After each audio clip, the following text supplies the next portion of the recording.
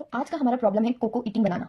तो problem statement हमारा कुछ इस टाइप का है कि हमें एक एरे दी गई है which is named as piles and उसमें हमें एलिमेंट जो है वो डिनोट करता है हर एक पाइल को, और हर एक पाइल में कितने बनानास हैं उसको डिनोट करता है। हमें दिया गया है एच विच इज आर और हमें रिटर्न करना है के, मिनिमम इंटीजर ऑफ के मतलब कि कोको की मिनिमम कितने बनाना वो पर आर खाए कि वो एच आर में अपने सारे बनानास को खत्म कर ले। और ये भी दिया गया है कि आप एक आर में एक पाइल से ज्यादा बनाना नहीं खा सकते हो। दैट मीन्स कि अगर मुझे सपोज करते हैं कि मुझे 2 बनाना पर आर की स्पीड से अगर खा रहा है तो पहले तो कोको एक टाइम पे एक ही पाइल खा सकता है। तो थ्री वाला अगर खाया जिसमें 3 बनानास हैं तो वो खाएगा 2 स्पीड से। हम ये कह सकते हैं उसको 1 पॉइंट समथिंग टाइम लगेगा, 1 पॉइंट कुछ आवर्स, ठीक है। बट ये कंसिडर्ड होगा 2 आवर्स के तौर पे, क्योंकि जो बचा हुआ टाइम उसमें वो कोई दूसरा पाइल नहीं खा सकता, वो एक टाइम पे एक ही पाइल खा सकता है, ठीक है। तो this is N problem statement. तो ब्रूट फोर्स तरीका हमारा कुछ इस टाइप का है कि हम लोग ने सबसे पहले दिमाग में क्या आ रहा है कि हमें पता है कि हमारा रेंज कहां से कहां तक होगा। हम ये कह सकते हैं कि मेरा कोको कम से कम 1 बनाना पर आर खाएगा, है ना। ये हम नहीं कह सकते कि 0 बनाना, क्योंकि तब तो कोई पॉसिबल आंसर कभी एग्जिस्ट नहीं करता। जब वो 0 बनाना पर आर खाएगा तो कभी नहीं एग्जिस्ट कर सकता। मैंने कहा कि 1 बनाना कम से कम वो खाएगा। अगर 1 बनाना खाएगा पर आर तो उसे कितना टाइम लगेगा, उसे हम कह सकते हैं कि जितना भी सम है एरे का मैं वो कह सकती हूँ उतना टाइम उसे लगेगा, ठीक। मैक्सिमम वो कितना खा सकता है, मैक्सिमम तो बहुत खा सकता है, लेकिन तुम ये बात देखो कि जो मैक्स है एरे का हम कह सकते हैं 11। अगर वो 11 ले लिया मैंने और उसके बाद तो हर एक पाइल को कंप्लीट करने में उसे कितना टाइम लगेगा, 1 आर 11 बनाना खा सकते हैं तो 7 तो आराम से 1 आर में खा लेगा, 1 आर कुल मिलाकर इसको 4 आर लगे। अब तुम ये बताओ कि अगर 12 है, 12 बनाना वो पर स्पीड से खाएगा तो भी उसे सेम ही टाइम लगेगा, 1 आर। तो is there any point to increase your search space? और आप ढूंढते रहो ऐसे तो इनफाइनाइट बनाना खा सकते हैं, लेकिन उसे लगेंगे 4 ही घंटे। तो मैं ये कह सकती हूँ कि आपका मैक्सिमम टू मैक्सिमम रेंज है जो भी आपका पाइल्स का मैक्सिमम एलिमेंट है, ठीक है। तो ये हमें अपना पता चल गया कि मेरा आंसर इसी रेंज में लाई करेगा, है ना, इसी रेंज में मेरा आंसर लाई करेगा।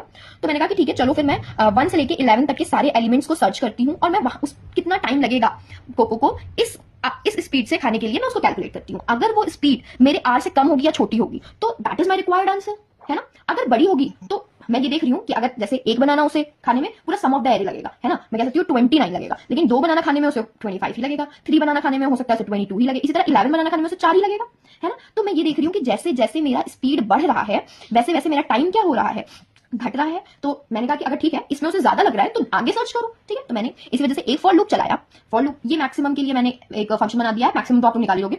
तो मैंने कहा 1 से लेके मैक्सिमम तक मेरा आंसर होगा, उसमें से कुछ भी हो सकता है। फिर हर एक उसके लिए तो टाइम कैलकुलेट करो। टाइम 0 इनिशियली मैंने रख लिया। मैंने कहा हर पाइल पे जाओ, उसे कितना टाइम लगेगा। अच्छा मैंने कहा कि 6 बनानास हैं सपोज, ठीक है।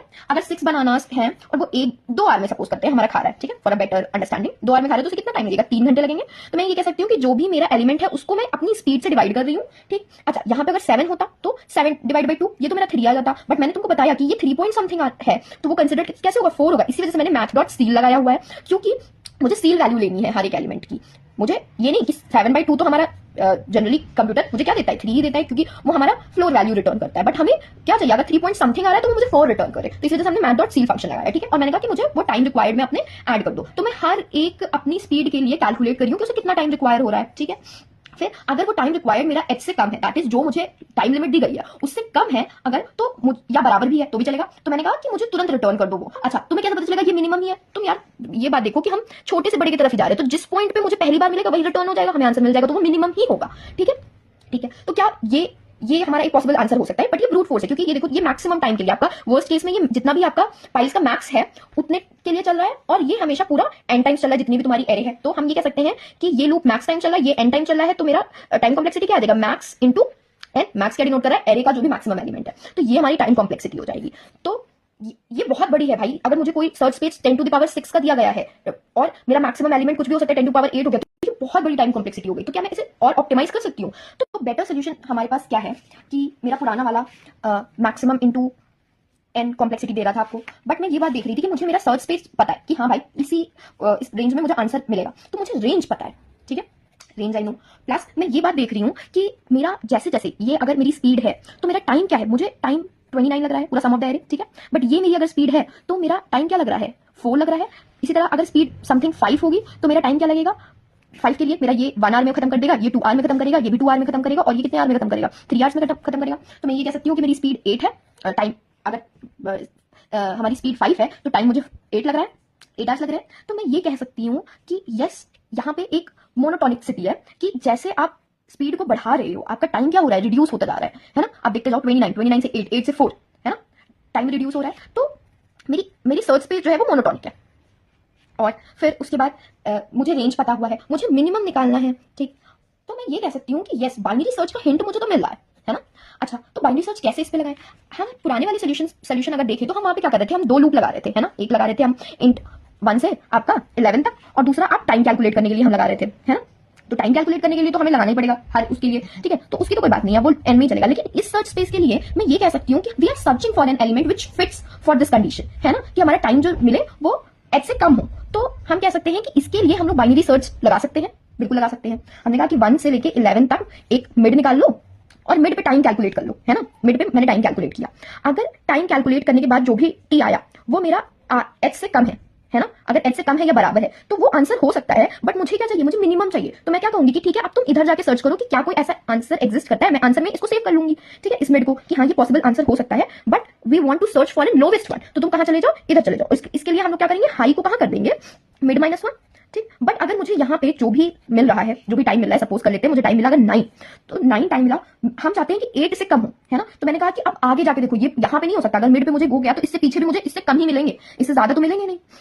दैट मीन्स कि मुझे ज्यादा टाइम मिलेगा, 29 मिलेगा, 25 मिलेगा, ऐसे टाइम लगेंगे, मुझे 9 से कम टाइम नहीं मिलेगा। तो मुझे अगर कम टाइम ढूंढना है तो मुझे आगे के सर्च स्पेस में जाना पड़ेगा। तो मैंने क्या कहा कि लो को मिड +1 कर दो, है ना। तो यही बाइनरी सर्च हम लोग अपने पहले सर्च स्पेस में अप्लाई कर देंगे, और टाइम कैलकुलेट करने का तरीका तो बस वही रहेगा, ठीक है। तो मैं कोड से समझाती हूँ। हमने अपना लो को इनिशियलाइज कर लिया 1, हाई को इनिशियलाइज कर लिया मैक्स ऑफ द पाइप्स। मैंने यहाँ फंक्शन बनाया है, आप कैलकुलेट करके उसको यहाँ पे डाल देना, ठीक है। फिर मैंने क्या कहा कि जब तक मेरा लो कम है हाई से, मिड निकाला, मिड पे जाके तुम रिक्वायर्ड टाइम कैलकुलेट करो। उसके लिए भी मैंने अलग फंक्शन बना दिया जिसको मैंने यहाँ पे लिखा हुआ है। सेम चीज है जो मैंने पुरानी वाली उसमें लिखा था, टाइम टेकन 0 करो, फिर सारे फाइल्स के लिए चेक करो, मैट.सी निकाल के करो और रिटर्न कर दो टाइम टेकन, जितना भी टाइम लगा। मैंने कहा कि यहाँ पे मुझे रिटर्न हुआ, अगर वो मेरा कम है तो वो एक पॉसिबल आंसर हो सकता है, बट मुझे उससे कम में ढूंढना है।